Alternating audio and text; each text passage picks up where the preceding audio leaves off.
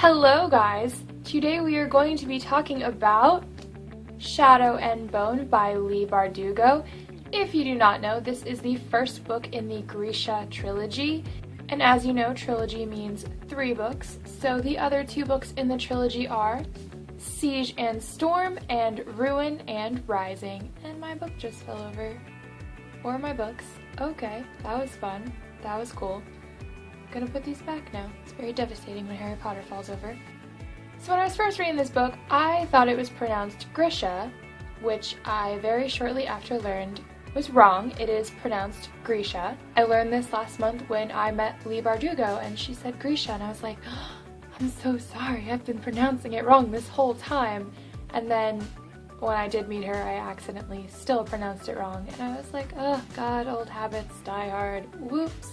And also, if you ever get the chance to meet Leigh Bardugo, make sure you do because she is a fantastic human being. She's so sweet, so funny, so charismatic and charming and inspiring, and I absolutely loved listening to her talk about her books and about life in general. And one of my favorite things that she said during the evening, which I tweeted about and quoted, was, "There's no expiration date for your talent," and I truly believe that, and I think that everybody should live and stand by that, and Leigh Bardugo, you're awesome. So if you have not heard about the Grisha trilogy, and you have no idea what Shadow and Bone is about, this is a book that takes place in a fictional world called Ravka. In Ravka, there are people who have special abilities, and these people are known as the Grisha. This story follows a girl named Alina who is an orphan as well as a cartographer. Alina grows up with another orphan named Mal, who is her best friend and who Alina kind of cares for more than he cares for her. And one day when the two of them are sent out onto the fold with a bunch of other Grisha, things go wrong and Alina ends up saving Mal's life, discovering a hidden power she didn't know she had. That is essentially the synopsis and summary that I can give you without spoiling anything in this book. So if you have not read this book, I highly suggest you go pick it up. And now on to the spoilers section. So if you've not read this, goodbye for now. We will reunite soon once you have read this and are able to discuss this in depth. Bye! So I really enjoyed this book. I got through it pretty quickly, I think within a couple days or so.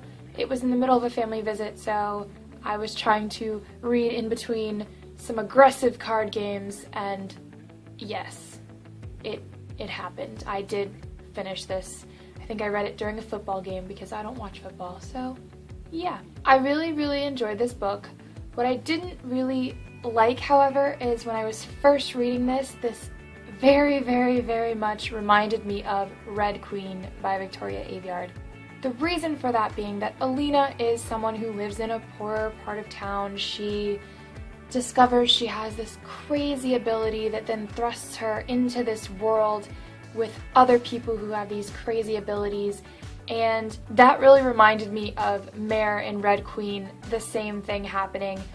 She unleashes this power at an unfortunate time and is thrust into this world. In both of these worlds, the people don't have the ability to create their own powers or to just make something out of nothing, but they have to use the elements that are already there for them. So that was something that was very similar that I think because I had just read Red Queen kind of turned me off a little bit. But once I delved in a little bit further, I realized that this was its own story and it's definitely worth the read. So all of that aside, let's talk about some characters because that's always fun. So Alina is the first character I would like to talk about. She is the main character in this book, and I didn't really like Alina at first. It took me a little bit to kind of be okay with her. What I really appreciated about this book was the fact that the main character really did struggle to step into her powers and to be able to use her powers. It's very refreshing that a main character wasn't just someone who could just turn it on after having grown up, having no idea what this world or what this life is about. So I really enjoyed that. I just didn't enjoy how easily defeated she was, and I'm doing this review after having already read the second book in this series, so I can tell you that that has changed. I really, really do appreciate Alina now and really enjoy her as a character, but in this book, I found it difficult to like her. The next character I would like to talk about is Mal. Mal is somebody I didn't really like at first because Alina and Mal grew up closer than ever as best friends, and in the point when we first meet Alina, Mal is a little standoffish. He doesn't really give her the time of day. He doesn't realize how much Alina cares for him. He's always going off with other girls. But I was pleasantly surprised to find that this changed by the end of the book.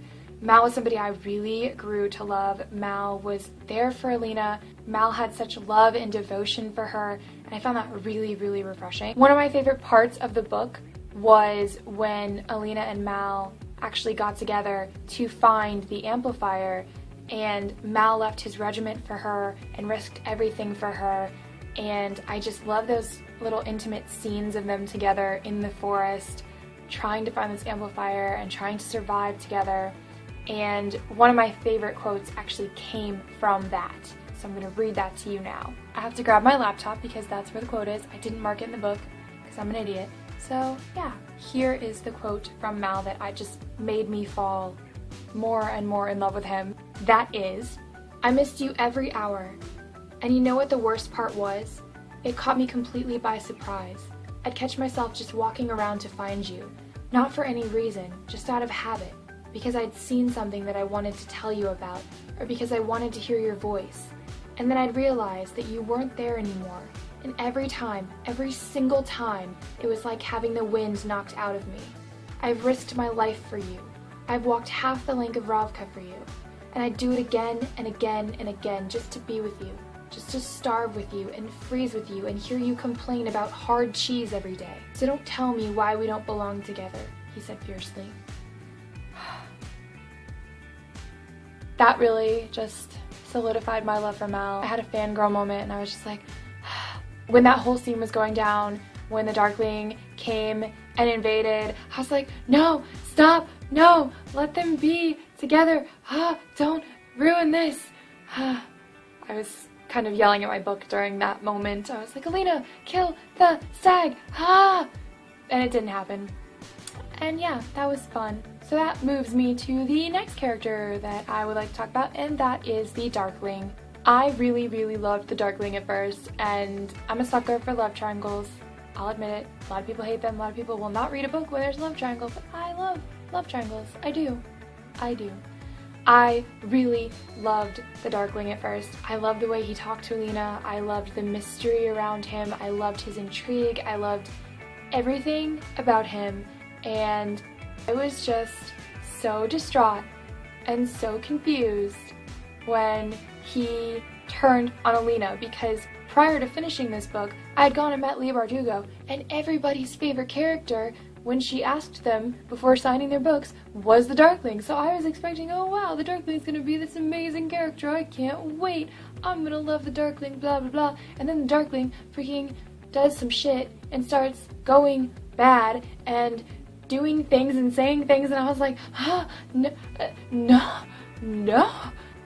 I think it's going to be one of those characters that throughout the series, over time, things are going to be revealed about him, and I'm going to learn things about him that I didn't know, and I'm going to love him in the end, and I really hope that happens. As I said, I'm already finished with book 2, so I'm trying to remember what happened in book 1 versus what happened in book 2 without ruining anything or spoiling anything, but I can say that I do really, really love a dark, mysterious character, and I have a thing for the Darkling, and I really like him, so yeah. I'm hoping that there are some things about him that are revealed that will make me fully love him again. So thank you guys for watching my review of Shadow and Bone by Leigh Bardugo. If you liked it, let me know in the comments below. Let me know what you liked, what you didn't like, what your thoughts on the book were. If you're gonna continue the series, if you've already finished the series. If you like this video, make sure to press like and or subscribe, and I will see you in the future with some more videos. Thanks guys, bye!